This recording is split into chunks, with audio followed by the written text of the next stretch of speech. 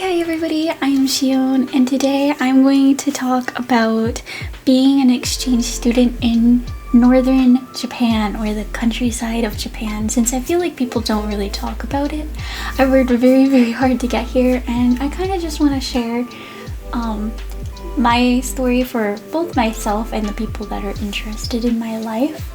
So yeah, in order for me to do that, I do have to talk a bit about my past and why I wanted to come here. So let's just jump right on into it. In 2016, I had the privilege to go on a school trip in Japan. Our destination was Sendai. We had spent 1 week with a host family, and then we traveled down to Tokyo for another week of fun and cultural immersion. For 7 years, it has been my goal to travel back to Japan.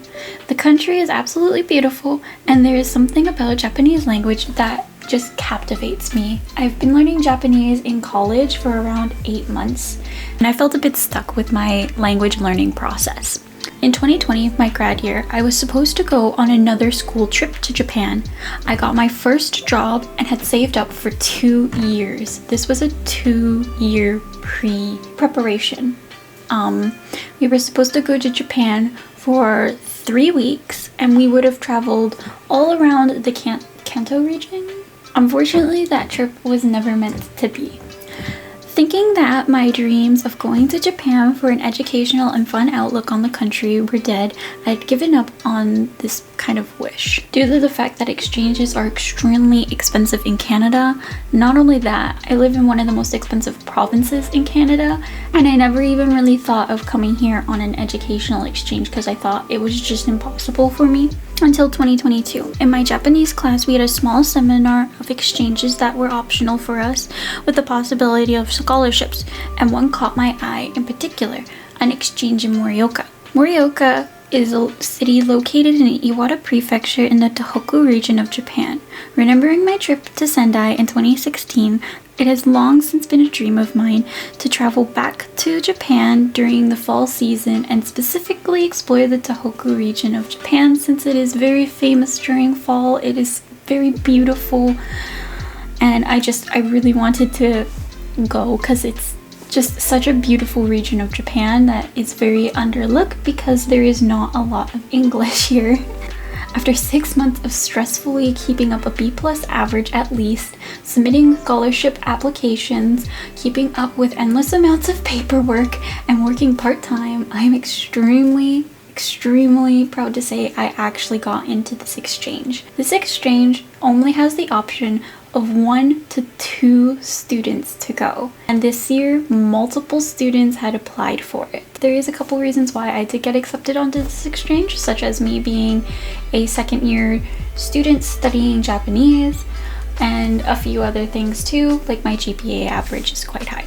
Not only that, but I also received both of the scholarships that I applied for, accumulating around $10,000 Canadian to go to this exchange, which is absolutely insane. That being said, this has not been easy. I have had a lot of bad luck applying for this exchange. My school made it extremely difficult to apply for this exchange, and I've had some very bad luck involving plane tickets, so it was very stressful for me to get here, but I did work very hard. And I remember right before my exchange with our plane ticket problem, I almost gave up coming because I felt just so defeated, but I'm here. I made it to Morioka. Now, that being said, I do want to apologize to my parents because they will probably see this video. My mom and dad supported me quite a lot. I know that I did get very stressed out during this application process, and I know that I definitely did take it out on them because I was so stressed, and I do want to apologize for that because I do feel quite guilty about it. Thank you for supporting me. I know a lot of people don't get the support that they need from family members to go on exchange, or they just don't have the financial means. And for me, the only reason why I could do this exchange was because I got scholarships and because I do have a family that supports me, or else I probably would have given up. So why Morioka?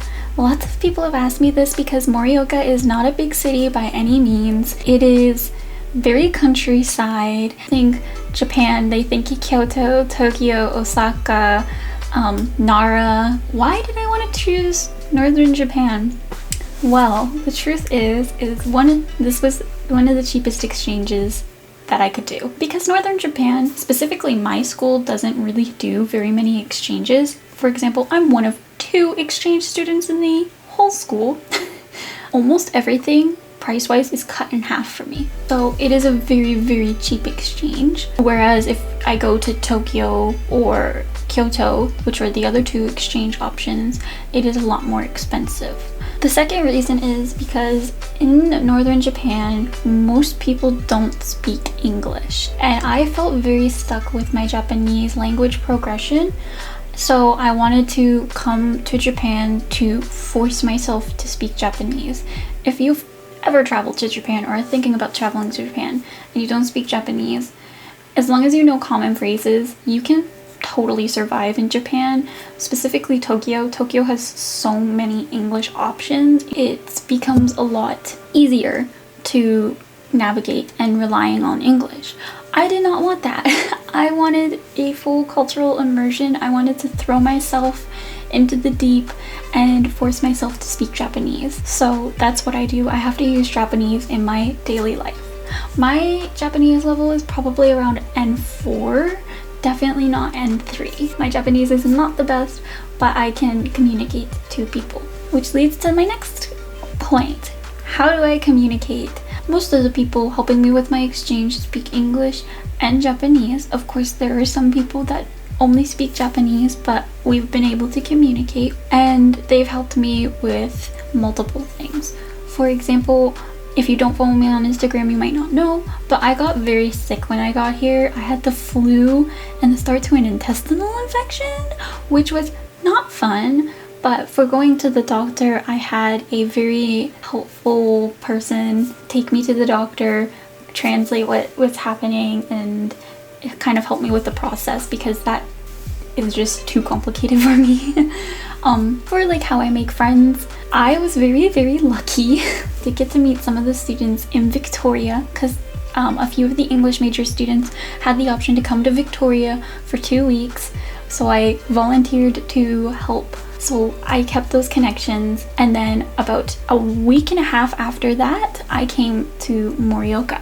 Of course, they don't speak perfect English, so I have to speak a mix of English and Japanese, because my Japanese just isn't fluent enough. I study every day, but it's just not good enough. I do suggest trying just to speak as much Japanese as you can, because people can see that and appreciate it. Even if your Japanese is not perfect, don't be embarrassed by it, because like with English, when people learn English, it's not like we're criticizing you heavily if you make a mistake. It's the same in Japanese as well.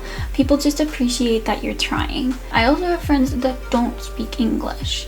So yeah, how do I deal with that? Practice, practice, practice, practice, practice, and you will get better, and people will see that. If you are looking for Japanese people that speak mix, so not fluent English, but you can practice your Japanese with, I highly recommend volunteering for any English classes. I sit in on 2 English classes twice a week. I help the students in the class with English. That being said, I do not give them answers. That defeats the point of learning English, but I do help them and I talk to them, because talking in English, it's an immersion. It's like why you're here in Japan, to hear Japanese, right? That's how I met many of the friends that I have. My other recommendation is, if somebody asks you to do something like hang out, even if you don't want to go. Even if it's just a little bit, hanging out with somebody is a great way to immerse yourself in culture, to practice Japanese, to make friends, because it can be very hard to make friends with Japanese people. Go do it even if you don't want to, because you will have a great time, I promise. So what have I done in Japan so far? I've been here for about 2 months now, and I have done so much. I'm going to play a bunch of clips, and I'm probably going to forget some events, but Some of the big ones that I went to was on my first day in Morioka, we went to Akimatsuri, which is like one of 2 big festivals in Morioka. Iwate is famous for traditional arts, and I did like a traditional plate painting. I did dandelions because I thought they were cute. Tampopo. For my birthday, one of my Japanese friends invited me to go to izakayas. I love izakayas. They're like cheap bar where you can buy meat or some sort of food and alcohol. It's cheap. It's just a fun time all around. If you have the chance to go to Japan, I highly recommend going to a traditional izakaya. Usually they're like very cramped and small, and you just drink and eat a lot. It's a lot of fun. You do end up eating quite a lot of raw food, so that might put some people off, but I recommend it. It's so much fun. My other favorite thing to do that we've done is yakiniku. I love yakiniku. We have some yakiniku places in Canada, but they are very expensive, so highly recommend going to yakiniku if you do have the chance. Our school also had a school festival. There is a traditional word for it, but I can't remember it. Unfortunately, this was kind of close to the start of my exchange, so I didn't really have many friends at the time, so I did hang out with like 2 main people, which I'm so thankful for. Thank you guys so much. I learned a lot about Japanese culture, which was very fun, so that was great. I've also made some friends from another school that has more exchange students, and we have done quite a lot as well. We've gone drinking. We actually went to a Hokkaido food market, and so I've eaten the famous Hokkaido cream bun and ice cream. Because I volunteered for the English major class, they had to do a mandatory trip to Tokyo to interview at least 5 foreigners, make a project about it, and what they had learned. So I did get to go to Tokyo. I never realized how many people from all over the world go to Tokyo. It's actually insane. I actually got to meet up with one of my best friends, and we went to Harajuku. We went to Shinokobu, which is like a Korean district in Japan, and we ate Korean food.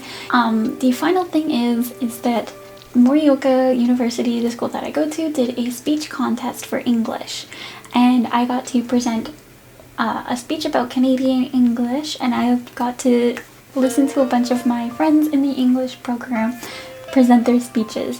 They were very good, and I'm very proud of everybody.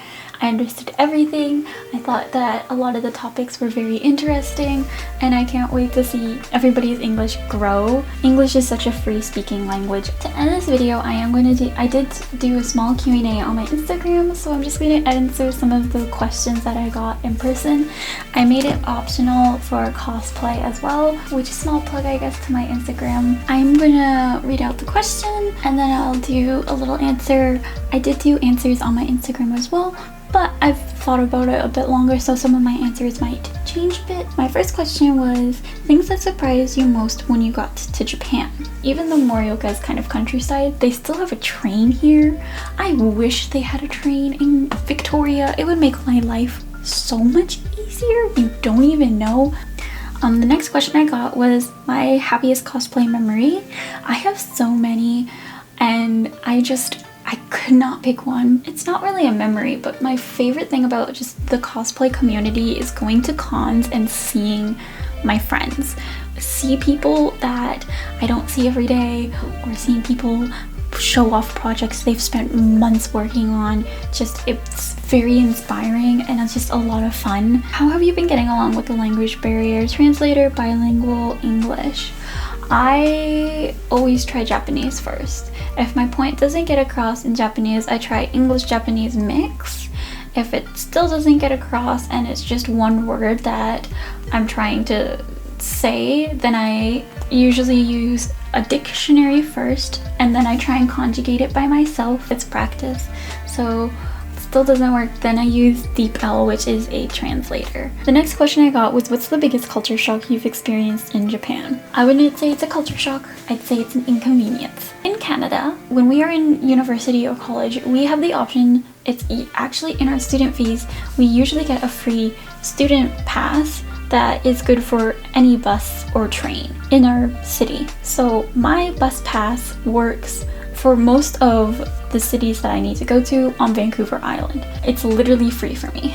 If not, we pay about $2.50 one way, or we can give a $5 bill for a whole day pass, and we can take any bus that we want. We don't have to pay per stop. In Japan, you pay per stop. Not only that, my school, our bus pass works for one main bus system for free, and it's only a certain amount of stops in a certain direction. And when I first got here, they told me the bus is red. There's 3 bus services, green and 2 red ones.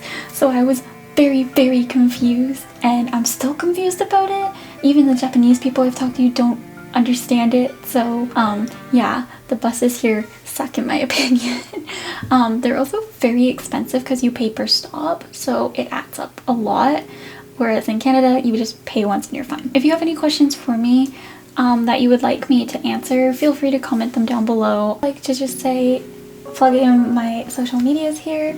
If you like cosplay, I do cosplay on my Instagram. I do make some of the costumes completely from scratch. For example, my Tartaglia cosplay is completely self-made. I also show how I make those cosplays on my TikTok, and I'm not currently streaming on Twitch just because of the sound regulations in my dorm and my shit internet connection. So I do have a Twitch that I will be streaming on when I return to Canada in March, but if you'd like to follow it, go right ahead. Have a great rest of your day, guys. Stay safe, have fun, and have just a great day. Bye!